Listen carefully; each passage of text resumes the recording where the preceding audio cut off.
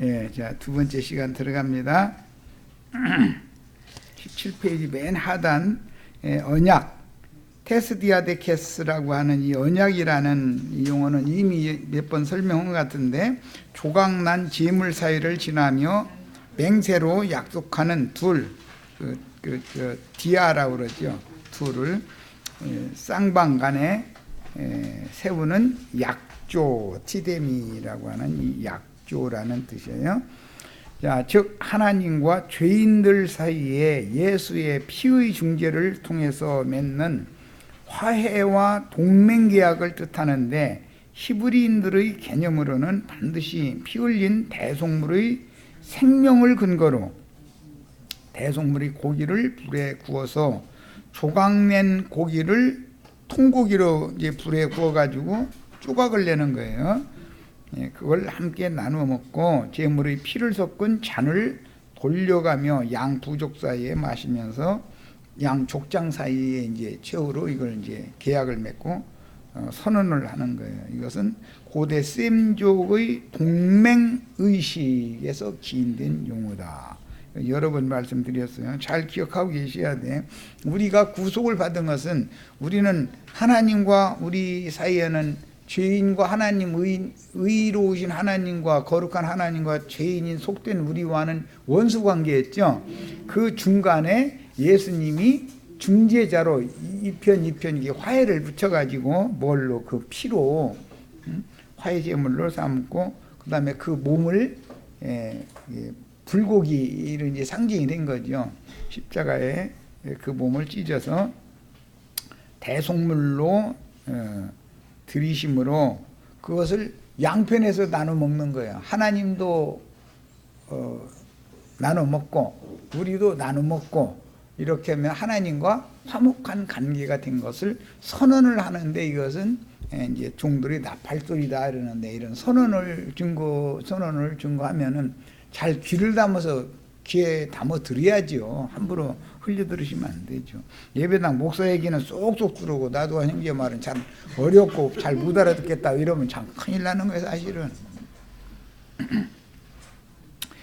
양 부족은 이처럼 조약을 맺고 평화와 동맹을 다짐하는 약조를 체결할 때 희생 제물로 죽임을 당한 짐승의 피를 받아 포도주 그릇에 섞어서 돌려 마시고 나서 어느 한 부족이 이 약속을 어기는 경우에는 피를 흘려 죽임을 당한 희생의 쪼갠 고기와 피처럼 반드시 이런 피의 복수, 보복을 당하리라는 동맹의 약속이었어요.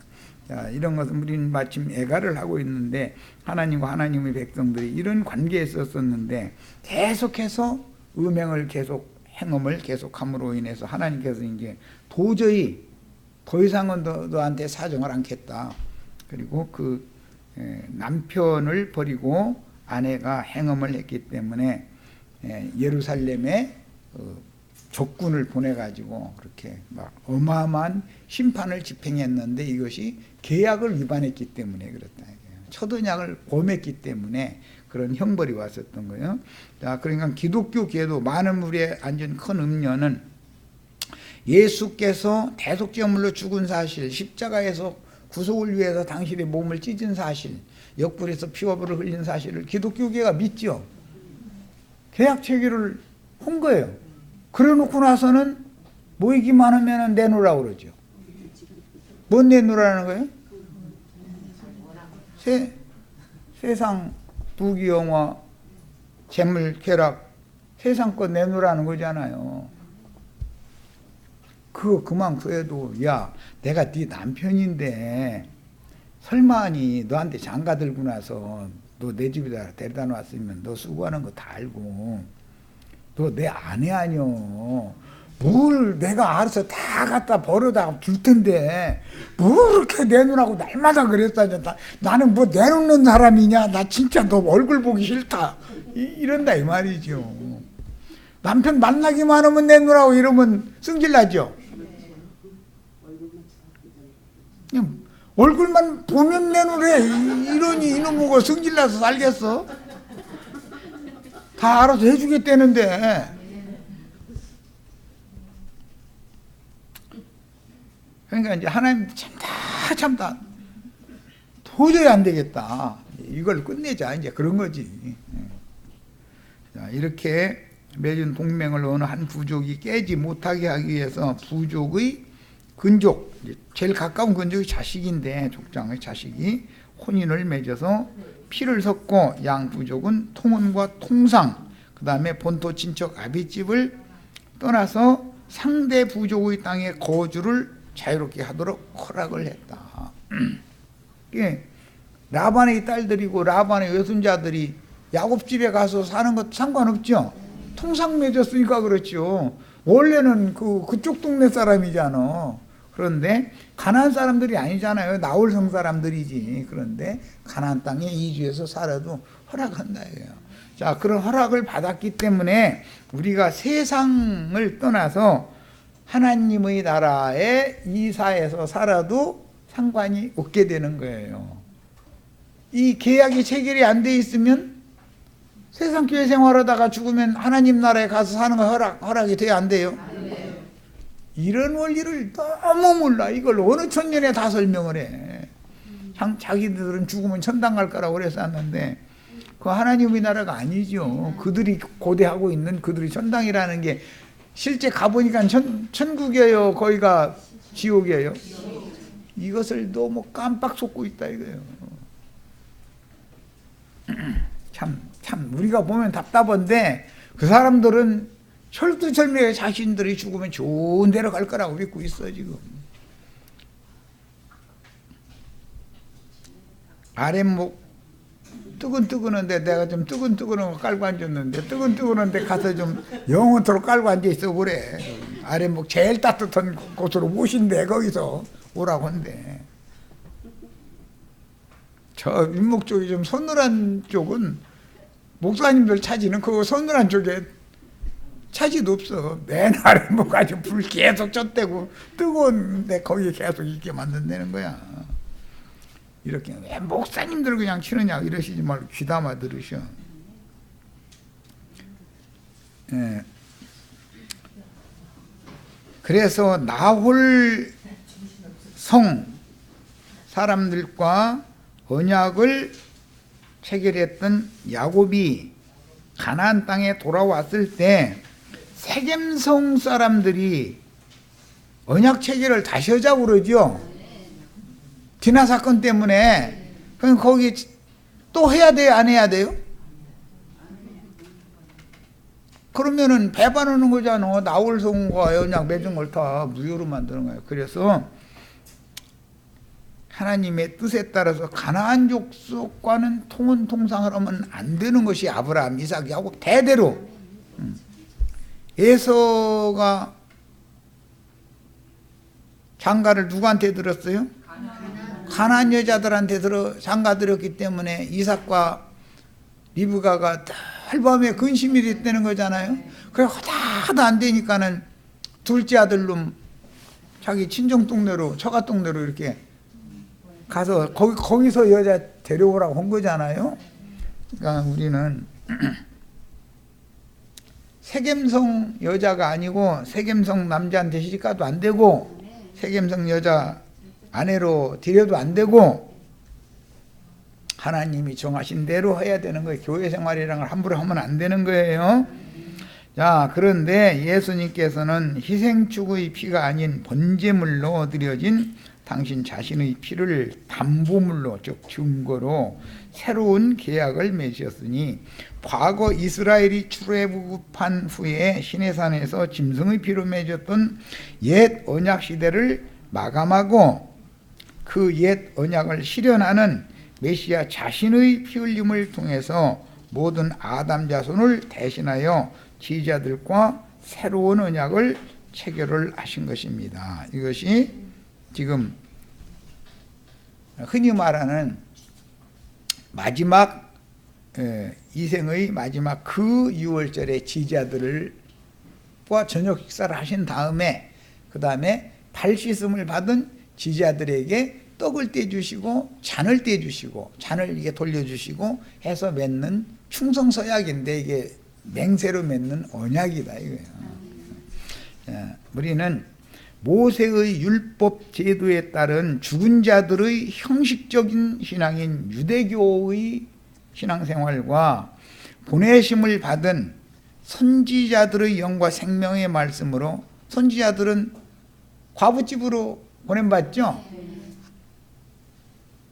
살아있는 자들의 신앙생활을, 죽은 자들의 신앙생활과, 죽은 자들의 신앙생활은 모세의 율법 제도에 따라서 형식적으로 하는 제도권 신앙이죠. 기독교계는 전부 제도권, 제도대로 하잖아요, 그들은.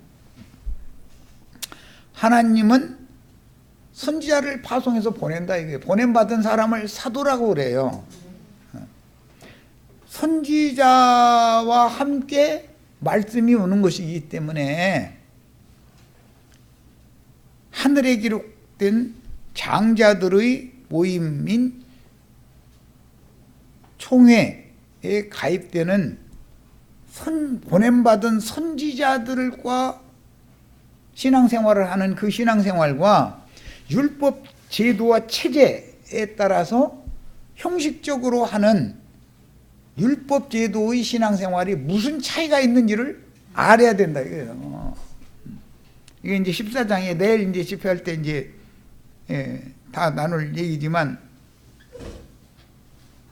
주님께서 가셔서 처소를 예비하러 간 것은 주님의 몸된 교회를, 음부의 권세가 해칠 수 없는 교회를 세우러 가신 것이지 무슨 천당에 가서 금 잘르러 간 게 아니에요. 죽임당하신 지 사흘 만에 제자들에게로 도적같이 비밀스럽게 와서 제자들을 주님이 계신 그곳으로, 즉 주님의 교회로 제자들을 인도해서 거기서 같이 지내는 것이 비밀이다, 이거예요. 이게 참 비밀이에요. 교회는 천상교회도 있고 지상교회라는 것이 있다. 그런데 지상교회에서 빼내심을 받은 자들만 천상교회로 안내를 하는 것이기 때문에 이건 명확한 분별력이 필요한 거예요. 자, 마태복음 29장 이제 29절 읽습니다. 26장 29절 읽습니다. 그러나 너희에게 이르노니 내가 포도나무에서 난 것을 이제부터 내 아버지의 나라에서 새 것으로 너희와 함께 마시는 날까지 마시지 아니하리라 하시니라 그랬어요. 내 아버지의 나라에서 새 것으로 너희와 함께 마시는 날까지 이 생에서는 다시는 포도나무에서 난 것을 마시지 않겠다 그랬는데, 땅에서 난 포도즙으로 만든 그 포도주 잔을 예수님이 제자들과 나누게 하신 다음에는 땅에서 얻은 포도주 잔에 참여하지 않겠다는 거예요. 그러면 이게 무슨 말이냐? 유대교의 교리, 계시록에는 많은 물이 앉은 큰 음료의 잔에 온갖 가증한 것들이 가득 들어있죠. 그 잔을 마시면 혼취케 하는 잔이기 때문에 그거 마시면 취해가지고 정신이 하나도 없죠. 그거를 안 마시고 당신 자신의 옆구리에서 흘린 피를 상징하는 영생하는 생명의 성령의 말씀을 맡은 종들이 사역을 충성스럽게 해서 사람을 얻어서 영과 생명의 말씀을 진설을 하면 그 자리에서나 마시겠다 이 말이에요. 새 것으로, 새 포도주로 마시겠다. 그래서 사도행전에 들어가면 새 포도주에 취한 얘기 나오죠. 우리 다 새 포도주 마시러 왔죠. 소돔과 고모라산 포도주에는 임시 먹기는 좋지만 거기에는 뱀의 독이 들어있다는 거잖아요. 뱀독이. 그러니까 기독교의 조직신학 교리를 가르침 받으면 그 영을 받으면 돼요, 안 돼요? 독사의 독에 취해서 미치는 거죠. 미침증이 그렇게 생기는 거예요. 지금 우리가 보기에는 성당 예배당에 취한 사람들 다 보면 미쳤죠. 제정신이 아니에요. 원래 세상 사람들은 그 짓 안 했었어요. 세상 사람일 때는. 그런데 거기 끌려가더니 다 미쳐가지고 훔치게 하는 잔을 마시더니 취해가지고 걸음도 똑바로 못 걷고 어디가 어딘지 방향 구분도 못해. 전부터에다 옷 걸어놓고서 잔다고 전부터에서 자고 앉았고 그러고 있지. 우리가 보기에는 출애굽기 6장 4절로 8절 가나안 땅 곧 그들이 거류하는 땅을 그들에게 주기로 그들과 언약하였더니 엊그제 우린 창세기 15장 읽었었어요. 이제 애굽 사람이 종으로 삼은 이스라엘 자손의 신음소리를 내가 듣고 나의 언약을 기억하노라. 그래서 출애굽을 시켜주는 거죠. 아브라함과 430년 전에 언약을 맺은 것을 기억을 하고 지금 애굽 왕 바로가 하나님의 백성들을 야곱 족속을 너무 박해를 하니까 막 하늘을 향해서 막 여기서 좀 이 바로의 손아귀에서 건져달라고 모든 하나님 백성들이 기도를 하니까 하늘의 하나님이 듣고 그들을 거기서 지금 건져내려고 모세를 보낸 거 아니에요. 아무리 얘기라도 안 들으니까 나중에 열지양으로 해서 쳐버리고 나서 자기 백성들만 빼낸 거잖아요. 이런 것이 다 표적이다 이거예요. 자, 그러면 세상교회 세상신 마귀의 종들인 바리새인들의 특징은 돈을 좋아하는 거예요. 예. 그러면서 거룩거룩 찾는 사람들이죠. 그들이 손아귀에서 빼내심을 받아야 된다 이거예요. 빼내심을. 그러므로 이스라엘 자손에게 말하기를 나는 여호와라. 내가 애굽 사람의 무거운 짐 밑에서, 무거운 짐이라는 게 바로에게 땅에 일하는 거죠. 전부 애굽에서는 땅에 속한 일만 했죠. 흙이기 그 흙벽돌 만들어 가지고서 벽돌집 짓기 맨 그런 것만 시키는 거예요. 죽어라고. 그게 뭐예요? 이 생에서 세상에서 땅에서 축복받아서 잘 먹고 잘 살기 위해서는 그거 일 시키고 나서는 바로가 품삯을 줘야 되는데 오히려 돈을 갖고 라게 해버려. 갖다 바쳐가면서 그지 됐죠. 그 생활 하다 나왔죠. 일 시켜 먹었으면 품삯을 줘야 될 거 아니요. 그런데 품꾼들의 삭슬 바로가 줘요 안 줘요? 오히려 빼서 있는 거 내놓으라고 해버려. 그거 다 그런데도 당연한 걸로 알고 그거 갖다 냈죠. 그렇게 강탈당하는 것은 잘도 내가면서 내가 필요하다고 하면 하기는 필요하다고 안 하니까 뭐 그런지 몰라도. 야, 그들이 노역에서 너희를 건지며 편팔과 여러 큰 심판들로서, 이거 10장을 말하는 거예요. 너희를 속량하여, 속량이라는 건 값을 대신 치르고 사서 자유자가 되게 해준다는 뜻인 거예요. 너희를 내 백성으로 삼고 나는 너희 하나님이 되리니 나는 애굽 사람의 무거운 짐 밑에서 너희를 빼낸 너희 하나님 여호와인 줄 너희가 알지라.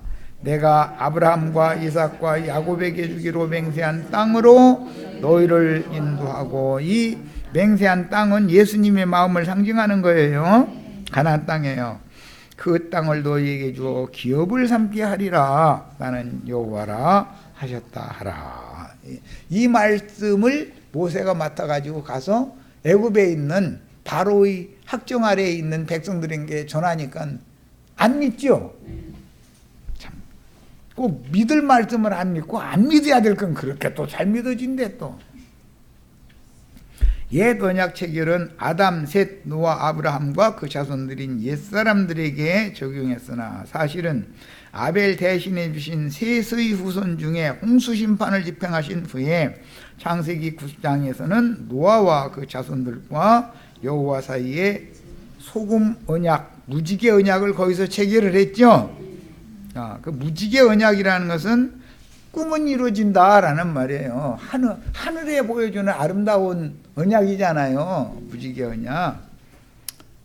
자, 기인되는데 노아는 새 땅에 안착하여 포도 농사를 하였고 포도주에 취하여 벌거벗은 몸을 드러냈으므로 나시린의 법에 대한 근거를 제공했습니다.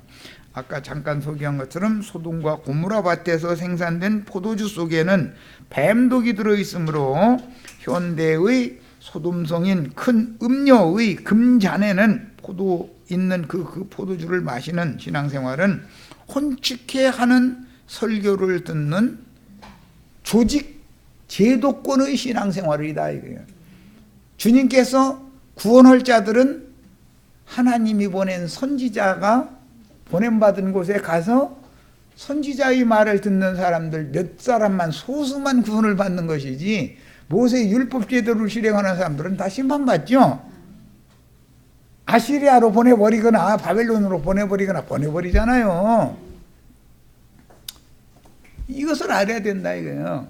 자, 하나님이 보낸 선지자와 신앙생활을 한 사람은 예수님이 선지자 중에 선지자였고 예수님과 제자들을 의미하는 거기 때문에 다 유대교인인데, 그때 당시는 예수를 따르는 소수만 구원을 받는 얘기를 하는 거다 그런 말이에요. 그러니까 우리가 지금 어떠한 신앙생활을 하고 있는지 이것은 계시가 필요해. 사람의 말로 이걸 다 설명할 수가 없는 문제예요. 이거는 계시가 필요해. 왜 예배당 생활과 성당 생활과 우리들의 신앙생활이 이런 차이가 있는지를 알아야 된다 이거예요. 선지자는 또 아무데나 보냄을 받는 것도 아니고 사렙달에 있는 한 과부의 집으로 보냄을 받았다는 거예요. 그러니까 주님이 그런 구약의 모든 율법을 실현하러 오신 거잖아요. 오시고 나서 주님이 십자가에서 먼저 가서 본으로 죽고 장사된 다음에 부활 승천하셨다가 하늘과 땅의 모든 권세를 가지고 제자들에게 오셔서 제자들을 입고 제자들을 통해서 지금 다시 그분의 일을 여전히 행하는 중이다. 그러면 예수님께서 또 보낸 사도들, 증인들의 가르침을 받는 신앙생활을 해야지 율법 제도권의 신앙생활을 계속 하려고 해서 되겠냐 말이야. 이건 귀가 열려야 되는 문제예요. 이제 이 문제는 사람의 말로 이건 설명할 수 있는 문제도 아니고, 설명한다 해서 이게 알아듣느냐 하면 다 알아듣는 것도 아니고, 계시가 필요해. 이제 교회 생활은 계시를 따라 하는 것이지, 사람이 많이 모이니까 유명한 사람들, 큰 자들이 많으니까 거기 가는 게 아니에요. 구원은 전부 소자들, 작은 자들만 구원을 하셔요. 이건 이제 다음에 읽어나갈 거예요. 자, 내가 포도나무에서 난 것을 이제부터 내 아버지 나라에서 새 것으로 너희와 함께 마시는 날까지 마시지 아니하리라. 새 포도주를 마신다는 것은 성령을 마시는 걸 상징하는 말인 거예요.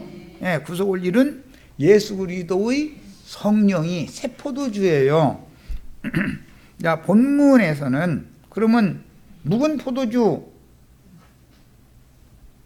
혼합한 포도주라는 건 뭐예요?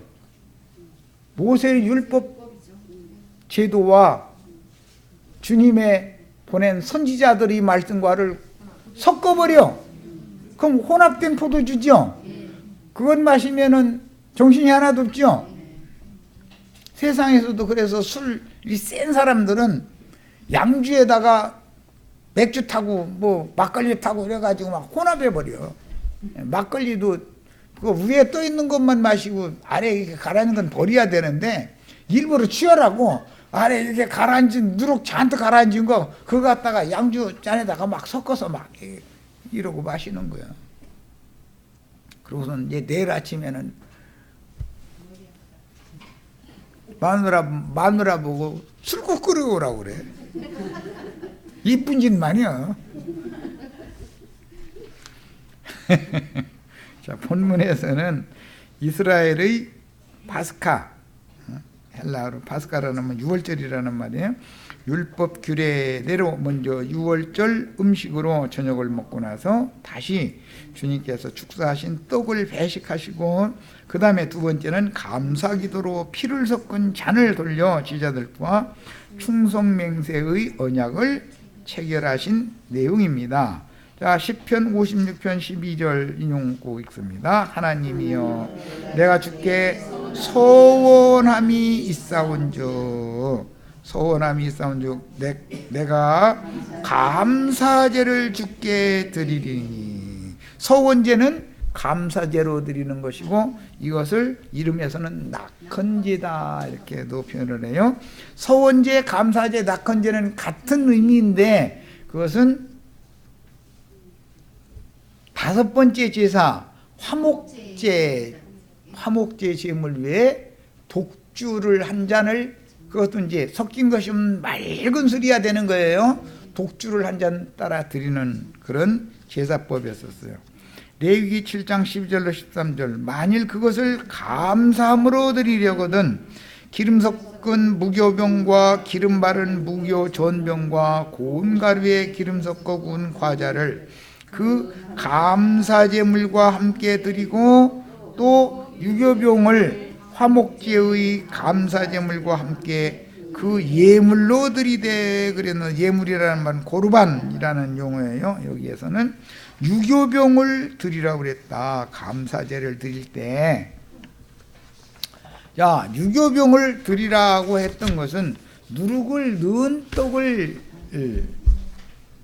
제물로 드리라라는 말이기 때문에 이 감사제를 드리는 것은 좀 부드러운게 하려고 여기서 이제 누룩을 넣은 것을 말하는 거예요. 예. 이것은 구약이기 때문에 어린아이들은 부드럽게 해서 먹여야죠. 그러나 신약은 무교병을 먹여야지 유교병을 먹으면 안 되는 거죠. 이런 차이를 잘 이해하셔야 돼. 자, 레위기 7장 15절에 감사함으로 드리는 화목제물의 고기는 그 드리는 그날에 먹을 것이요 조금이라도 이튿날 아침까지 남겨두지 말아라. 6월절 제물도 그 밤에 다 먹여야죠. 남으면 어떻게 해요? 불살라야 돼요. 화목제물도 마찬가지예요. 화목제 제물은 나눠 먹는 거죠. 하나님이 시식만 하고 다시 돌려주면 여호와의 이름 앞에서 다 고아와 과부와 가난한 자들과 나그네들 초대해가지고 먹는 거잖아요. 오늘 우리가 지금 화목제물 먹으러 왔죠. 여기는 고아와 과부와 나그네와 가난한 자들만 여기는 모이는 동네예요. 부자들은 저쪽 동네 가라고 그러는데 실제로는 알고 보면 그쪽 동네 사람들이 부자예요, 거지들이에요? 거지니까 날마다 내놓으래지. 부자 같으면 날마다 내놓으라 할 필요가 있어요? 진짜는 우리가 부자지. 포도나무에서 난 것이란 포도주를 가리키는 통상적인 표현인데 예수님께서 이 말씀을 하신 때는 6월절 음식을 먹고 나서 별식의 떡을 축사하여 분배해 주시고 감사기도로 감사제를 드린 잔을 지지자들에게 축사하셨다고 되어 있는데 감사기도 했다 그 말이에요. 감사제로 드려진 잔이라는 건 전제의 잔이 되는 거죠. 이해하셨죠? 화목제물은 예수님이 지금 화목제물로 드려질 거예요. 예, 이 밤에 잡혀가서 재판받고 내일 오전 9시부터 오후 3시 사이 6시간 동안 십자가에 달려서 불태워질 거예요. 그런데 그 예수님 고기 불사르는데 6시간씩이나 걸리는 거 보면 참 그렇죠. 그런데도 또 그 옆에 있는 강도들은 또 불이 안 살라졌는지 살았더라는 거잖아요. 살았으면 어떻게 하겠어요? 다리를 잘라버리라 하겠어요. 분질러 버리는 거예요. 그런데 예수님은 그 뼈를 상하게 해야 돼요? 안 해야 돼요? 죽어 있으니까는 다리 분질을 필요가 없었던 것이죠. 그 뼈를 온전히 보존을 한 거예요. 자, 우리는 주님의 머리 대심 아래에 있는 모든 뼘마지들을 통해서 공급을 받는 몸된 교회를 지금 실행하고 있는 거예요. 자, 포도나무에서 나는 것이란 포도주를 가리키는 통상적인 표현인데, 예수님께서 이 말씀을 하신 때는 유월절 음식을 먹고 나서 별식을 축사하여 분배해 주시고, 감사기도로 감사제를 드린 잔을 제자들에게 돌려 마시게 하여 충성맹세의 언약을 체결한 사실을 선포하신 말씀이다. 성만찬식허라는 말이 아니에요. 자, 이 떡을 먹고 이 잔을 마신 사도들은 주님과 맺은 충성 언약을 반드시, 서원을 하면 반드시 지켜야죠. 그런데 사람이 지킬 수 있어요, 없어요? 사람은 부인하기 마련이니까 그것을 일단 부인하는 것을 베드로가 먼저 경험을 하고 나서 성령이 오셔서 베드로를 믿고 베드로 속에 그분이 살아계셔서 예수님이 가셨던 나머지 인생길로 인도를 해 주셔야 구원이죠. 야, 우리도 이런 구원을 받는 거예요. 우리는 창세기 43장에서 요셉의 상에 둘러앉아 음식을 먹고 길냥식으로 요셉의 별식을 받은 것은 출애굽기 6장 4절로 8절의 언약에 근거하여 마태복음 25장, 누가복음 19장에서 주인이 먼 나라로 떠나며 그 집 종들에게 각자의 재능대로 금달란트와, 금달란트는 5달란트를 소자에게 줬죠. 그런데 은문화는 각각 한 문화씩을 10 형제들에게 주었죠. 주님의 제자들은 주님의 형제들이죠. 이제 부활하신 이후에는 주종 관계가 아니라 아들과 지체 아들들이 되는 거예요. 그래서 이제 형제들이 되는 거예요. 이런 원리도 아셔야 돼. 우리는 목사님을 둬야 돼요, 형제들이 서로 연락하고 상합해야 돼요? 히브리서 2장 3장에 나오는 말이에요, 그게. 자, 그 다음에 목숨을 아깝게 여기지 않고 충성스러운 증인으로 남은 생애를 기꺼이 드린 지극히 작은 형제들이 충성맹세를 지켰으니, 요셉이 자기 동복 동생을 봤을 때 감격해 가면서 안에 들어가서 울고 정을 억제하고 나와가지고 부를 때 소자요 이렇게 불렀죠. 그 말씀이 마태복음 25장에 나온 거예요. 그 말씀이 주님과 함께 오는 세상에 내려온 천사가 되었는데 그 천사들이 소자들이더라 오는 거예요. 나와 함께 이 자리에 앉은 이 작은 소자들이, 지극히 작은 자들에게 한 것이 내게 한 것이고, 지극히 작은, 나와 함께 이 부자들이 앉은 지극히 작은 자들에게 하지 아니한 것이 내게 하지 아니한 것이다, 이렇게 설명을 했어요. 우리는 다 소자가 돼야 되겠어요? 큰 자가 돼야 되겠어요? 작은 자가 돼야 되겠어요? 근데 큰 자들이 많은데 가면 안 되죠. 이제 큰 자들이 많으면 찍어 누르잖아요. 자신을 낮추는 본을 예수님이 제자들보다 더 작은 자가 되어져 가지고 발을 씻어줘 가면서 본을 보였잖아요. 자, 그날에는 주와 함께 보좌들에 앉아서 이스라엘 12지파를 심판하게 하는 권세를 주실 것인데, 하나님의 나라가 이루어지면 우편 양들과 좌편 염소를 분별하는 권위를 부여해 주심으로 종들이 일한 대로 갚아주실 것임을 이미 계시하셨다.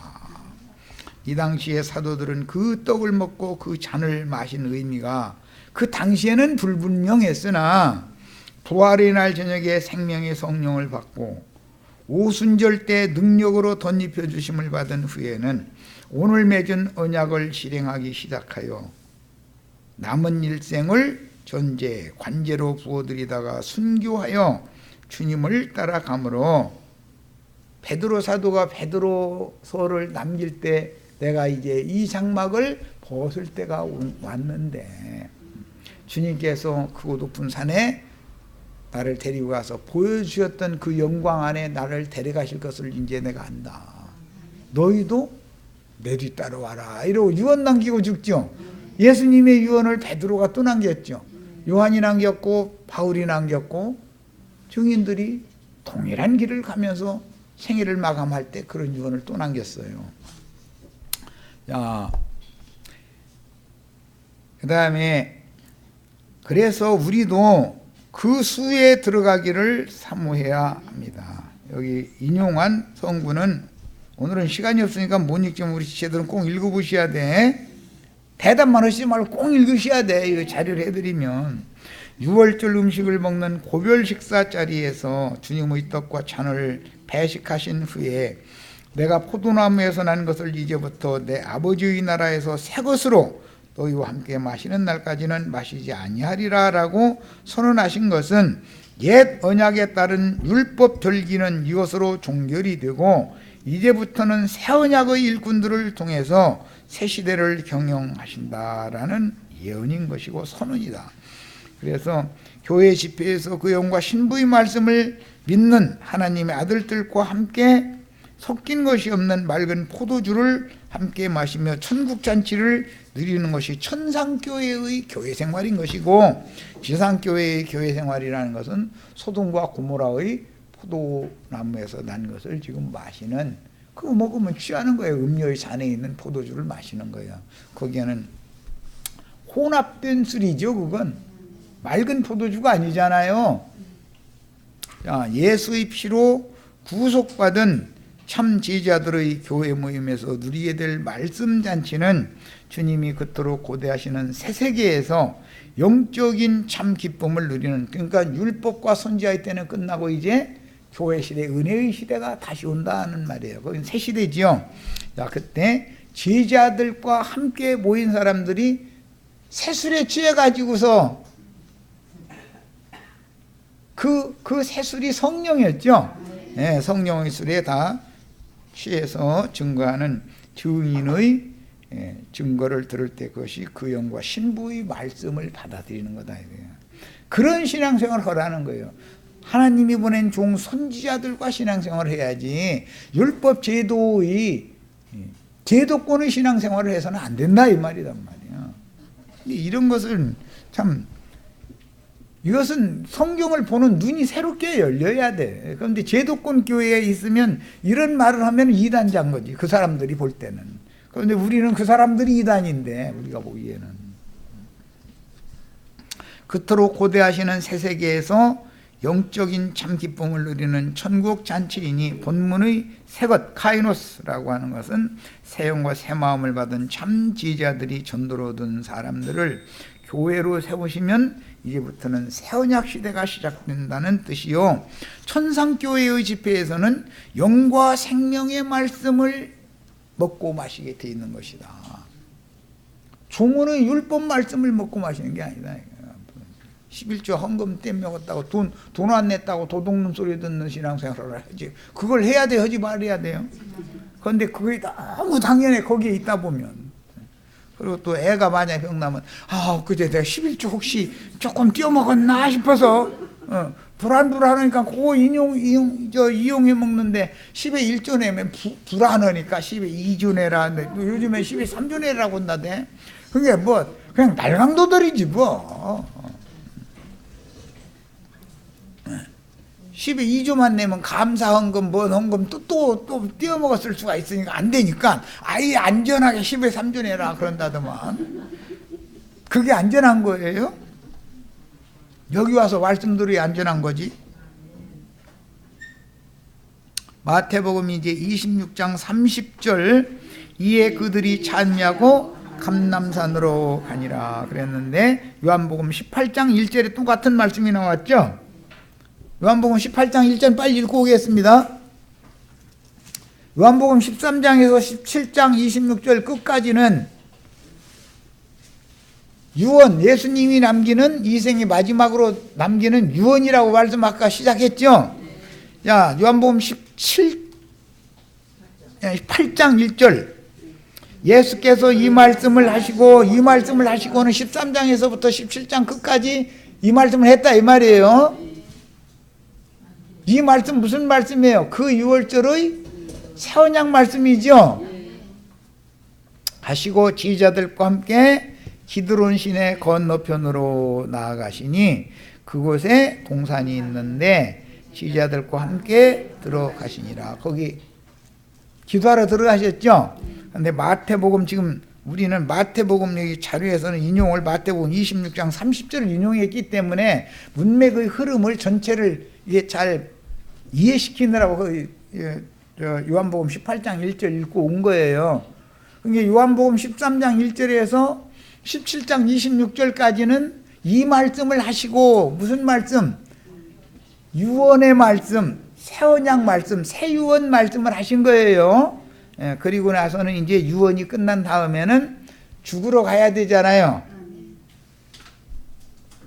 마가의 다락방에서 잡혀가면 제자들 도망갈 수 있어요, 못 가요?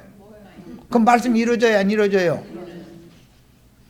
예수님이 아무 생각 없이 어떤 일을 하시는 게 아니에요. 예수님만 잡혀가 대표로 죽고 제자들은 도망갔다가 다음에 돌아와야지. 도망 안 가면은 제자들이 나는 주님을 위해서 충성했다고 이러죠. 그래 안 해요. 목숨도 내놓겠다고 했던 놈이 앞에 걸음이 조금 느린 우리 김영숙 자매님 걸음이 좀 느리면은 비켜 하고 잡아당겨가지고 뒤다 넘어뜨리고 도망가잖아. 혼입을 썼던 사람 혼입을 뒤집어 쓴 채로 가더래잖아. 혼입을 벗은 새도 먹지. 조식 주느라고 입을 둘러쓰고 졸았던 거 아니야. 잔 거 아니야. 겟세마네 동산에서 기도 좀 해달라 했더니 잤다는 거예요. 그런데 잡으러 오니까는 혼입을 벗어 던지지도 못하고 그냥 도망을 갔다는 거야. 나 참 사람 잡아야죠. 우리가 다 그랬죠. 그러니까 성령이 오셔서 새 언약을 실현해 주기 전에는 옛사람은 하나님과 계약 체결을 하고 맹세를 해도 지킨다 못 지킨다 못 지키는 걸 경험을 해봐야죠. 그래야 주님의 은혜가 얼마나 필요한지를 새롭게 깨닫게 되고 남은 인생을 충성할 수 있어요. 자, 출애굽기 12장 22절 우슬조 묶음을 가져다 그릇에 담은 피에 적셔서 그 피를 문 임방과 좌우 솔주에 뿌리고 아침까지 한 사람도 자기 집 문 밖에 나가지 말아라 그랬어요. 율법의 유월절을 지킬 때는 오늘 똑같은 시간에 지금 예루살렘 성전에 이 저녁에 수백만이 모여서 양고기 먹느라고 난리죠. 무교절 첫 밤은 피를 뿌린 집 밖으로 나갈 수 없었는데 가룟 유다는 주님께서 초에 적셔서 주신 떡을 받고 피 바른 집의 문 밖으로, 피 바른 집은 마가 요한의 다락방집이었죠. 이건 상징이죠. 나가서 율법 제사장들의 공회로 갔으니 유대교 체제 안에 갔다 이게 조직교회로 갔다 이거예요. 주님과 함께 교회를 세워야 돼요. 유대교로 돌아가서 유대교에 동역을 해야 돼요. 알아서 들으세요. 이제 알아서 심판의 사자에게 잡혀죽기에 마련이다. 그래서 이 밤부터 내일 해지기 전 예수의 시체를 장사하기까지가 율법의 유월절의 실현으로서 무교절의 첫날인 것이다. 유대인들은 저녁부터 내일 저녁까지죠. 그게 하루죠. 그래서 이렇게 된 거예요. 자, 그 다음에 이제 감람산으로 나아가니라 그랬는데 감람산은 구약 성경에 예언하신 주님의 발이 설 곳이 스가랴서의 예언이 됐죠. 여호와의 발이 감람산에 설 것이다 이랬죠. 발이 설 것이니 이미 이 산에서 주님은 예루살렘을 내려다보시며 6월절 엿새 전에 예루살렘 성이 멸망받을 것을 탄식하면서 울면서 탄식하셨죠.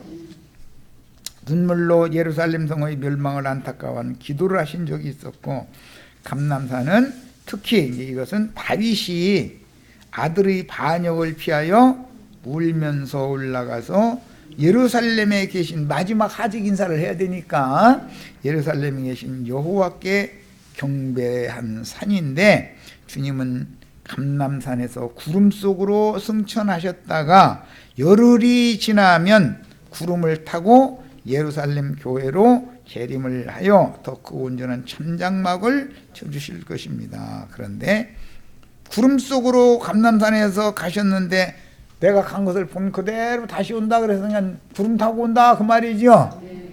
그런데 그 구름이 누구였죠? 증인들이었어요. 예, 구약시대의 선지자들의 노선에서 신앙생활하던 사람들이다 이거예요. 율법 제도권에서 생활하던 사람들과 같이 온 게 아니에요. 그들이 불꽃 천사들이 됐더라는 거예요. 불꽃 천사들이. 이제 오는 세상에는 우리가 불꽃 천사가 되어져서 오는 세상에 우편양물이 장막을 쳐주러 우리가 같이 와야죠. 주와 함께. 예수님과 제자들과의 마지막 유월절 음식을 먹고 나서 주님의 별식을 먹고 마신 후에 찬미하며 감람산으로 나간 것은 그 밤에 가룟 유다가 유대교 지도자들이 군병들을 데리고 와서 예수님을 체포하게 하도록 일부러 그렇게 하신 것이다. 주님은 의도적으로 감람산에서 잡혀가셔야 한다. 감람산이라는 것이 다윗의 예에서는 압살롬의 반역을 피하여 피난을 가는데 기드론 시내를 울면서 머리를 가리고 울면서 기드론 시내를 건너 감람산에 올라가서 예루살렘을 바라보면서 하직 인사를 하고 떠나잖아요. 예수님이 그 예언을 이루어야 되기 때문에 이렇게 하는 거다 이거예요. 만약에 예루살렘 마가 요한의 어머니 다락방에서 만약에 잡혀가면 제자들 꼼짝 못하고 다 잡혀가야죠. 그러니까 제자들은 지금 같이 잡혀가서 예수님하고 같이 죽으면 돼요, 안 돼요? 안 돼요. 제자들은 세상에 남아서 예수님이 말씀 전하던 그 말씀을 성령의 말씀으로 다시 전해야 되는 거죠. 성령이 말하게 하심을 따라서. 그들 남겨놔둬야 되니까 한 자리에서 잡혀가면 안 되니까 감람산으로 데리고 간 거예요. 사실은 예수님이 아무 생각 없이 이런 일을 하는 게 아니야. 내가 사실은 뭐 길동무 구하러 이제 왔다고 난 이제 그런 얘기 농담 삼아서 하지만 나는 내 길 갈 거고 뒤따라올 뿐 뒤따라와야 되는 것이고 하나님 정한 대로 되는 것이지 뭐 고개 끄덕끄덕 했는데 자매 나랑 같이 가 그러면 나 싫어. 나 할 일이 좀 남았어 그럴 것 같으네 보니까 알고 보니까. 다시 말하자면 예수님은 구약 성경의 모든 예언을 이루기 위해서 이 밤에 잡혀가서 내일 있을 유월절 양의 실체가 되어야 하므로 내일 9시에 십자가에 못 박혀서 오후 3시에 숨을 거두게 되지요. 그것이 주님께서 이미 앞에서 13장 1절 시작에 세상에 있는 자기 사람들을 사랑하시되 어떻게 사랑하셨다? 끝까지 사랑하셨다. 끝까지 사랑하셨다. 이 말은 십자가에서 내가 다 이루었다 할 때까지 주님이 다 이룬 것을 제자들에게 다시 사역을 이루면서 이제 또 구원 얻을 자들의 수를 또 채워야 되니까 제자들의 남은 인생이 주의 성령과 함께하는 인생이 되어야만 예수님이 내가 다 이뤘다 한 말씀을 제자들에게도 적용시켜 주실 수가 있죠. 그래서 다 이뤘다라는 말은 복음서에 나오는 다 이뤘다라는 말씀은 표상일 뿐이고 표적일 뿐이고 계시록에 나오는 말씀이 이루었도다. 성령께서 말씀을 하시죠. 이루었도다. 나는 처음과 나중이요 알파와 오메가요. 시작과 끝이라. 거기에서 이루었도다는 완성이죠. 그것은 우리들에게 이루는 것이죠. 예수님은 십자가에서 혼자 이룬 것이고 계시록에서는 완성적으로 이루는 거예요. 그러니까 거기까지 그 완성에까지 제자들을 인도해 주는 것이 끝까지 사랑하시는 거예요. 충분히 이해하셨죠? 오늘 우리도 끝까지 사랑하시는 자가 돼야 되겠어요. 사랑하다 말면 처음에는 율법 제도권의 신자들 유대교인들 하나님이 사랑해서 아내 삼았죠. 그런데 바람 폈으니까 나중에 에이, 사랑이고 뭐고 정내미가 천리나 도망갔다 야 그만두자 그러고서는 이혼했죠. 그러니까 끝까지 사랑해야 돼요. 중간에 사랑이 식어버려야 돼요.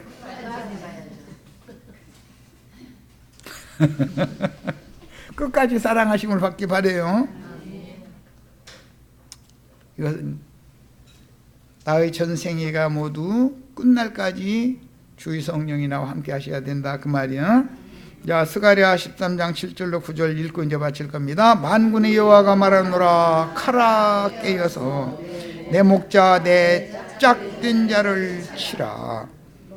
자, 짝된 자는 제자들의 짝된 자는 예수님이었죠. 아내의 짝은 남편이죠. 비유요. 그런데 목자는 남편이고 짝이다 이거예요. 양무리의. 그런데 목자를 치면 양이 흩어진다. 흩어지지 않는다. 혼입을 뒤집어 쓰고 도망가죠. 작은 자들 위에는 줄쳐놓습니다. 누구 위에는? 작은 자들 위에는 지극히 작은 자들에게 한 것이 내게 한 것이고 지극히 작은 자들에게 하지 아니한 것이 내게 하지 않은 것이다. 마태복음 25장에서 예수님이 인용했어요. 작은 자들 위에는 내가 내 손을 들이우리라. 세상 교회는 큰 자 되기를 원해요? 작은 자 되기를 원해요? 물어보는 내가 좀 그렇지. 이 정도는 알고서 신앙생활을 하셔야 돼. 적어도. 창세기 49장 29절로 34절에 보면 베냐민을 요셉이 보고 작은 자요. 이번 번역은 작은 자였는데 지난번 번역은 소자요. 이렇게 불렀죠. 자기 친동생이죠. 우리 예수님이 친동생이죠. 예수님은 맏아들이 되셨고 우리는 예수님의 동생들이 됐어요. 그래서 부활의 날 아침에 막달라 마리아에게 내 하나님 곧 너희 하나님, 내 아버지 곧 너희 아버지라고 그랬어요. 예수님의 아버지 하나님이 나의 아버지 하나님 같은 근원에서 내가 났어야죠. 생명이 한 생명이래야 한 하나님의 자녀 아니냐 이 말이요. 아들이 아들. 자녀는 넣지 말고 아들.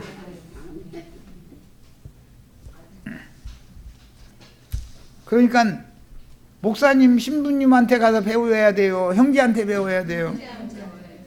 형제가 큰, 영적으로는 형제가 훨씬 큰 자죠. 목사님이 세상에서는 큰 자지만 주의 말씀에 의하면 작은 자가 돼야 되는 것이지 큰 자가 되면 주님의 나라를 상속받을 수 없어. 성경은 작은 자들과 남은 자들에 대한 예언을 예수님과 언약 체결을 했던 충성스러운 제자들의 순교 사역을 통해서 역사상에 실현하는데 이 말씀을 대하는 우리는 지극히 작은 주님의 형제들이 되어야 하며, 그래서 나도한 형제가 누구 형제님 하고 부르면 목사님 기분이 안 좋죠. 신부님 보고 형제요 그러면 신부가 나는 신부 보고 뭐 형제라고 부르지도 물론 않지만 그럼 기분 나쁘는 거 뻔히 아니까. 그 목사 보고도 목사라고 불러드릴까요? 형제라고 불러드릴까요? 아무렇게나 불러. 말은 그래. 또 꼭 그러더만. 그런데 여러 사람이 있는 데서 우리끼리 있는 데서 형제라고 부르면 수긍을 하는데 자기 예배당에 가서 형제 저 말씀 증거가 형제 말씀 증거 안 맞네. 형제 하면은 낯빛이 변하죠. 난 다 알아. 또 그거 난 경험도 해본 사람이고. 오는 세상의 여자의 남은 자손들을 위해서 영원한 복음을 전파하는 증인의 사명을 감당해야 합니다. 우리는 형제로서 형제자매로 한 하나님의 자녀야 형제 자매가 되는 거죠.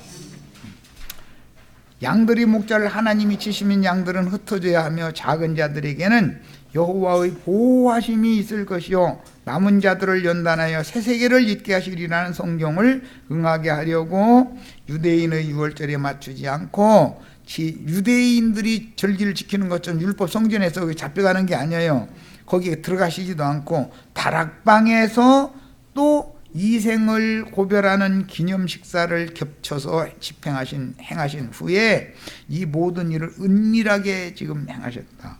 예언을 이룬 목자장께서는 흠없는 유월절량으로 잡히려고 제자들에게는 아무 말도 하지 않고 함께 제자들을 데리고 유언이 끝난 다음에는 감람산으로 올라가서 땀방울이 빗방울이 되도록 기도하고 나서 잡히심으로 저주의 잔을 본으로 마셨으니 유대인의 무교절이라 하는 유월절 시작은 오늘 저녁부터 시작돼서 내일 저녁까지 무교절의 첫날이 되는 거예요. 그게 유월절이죠. 주님께서 감사기도 하시고 제자들에게 주어서 돌려 마시게 한 잔은 피로 맺은 새 언약의 잔이지 성만찬 의례용 포도주 잔이 아니다. 성당이나 예배당에는 엉터리예요. 자, 서원제, 낙헌제, 감사제로 드리는 전제에 관제로 붓는 잔이므로 잔을 돌려 마시며 충성맹세의 약속을 한 제자들은 이제 후로는 주님이 앞서가시며 본으로 마신 고난의 잔에 필수적으로 동참을 해야 하기 때문에 다락방에서 잡혀가면 제자들도 도망도 못 가. 황제 죽으면 떼죽음 당하면 안 되죠. 제자들은 남겨놔야 되니까 그랬던 거예요. 자, 지금 이제 여기까지서 마칩니다.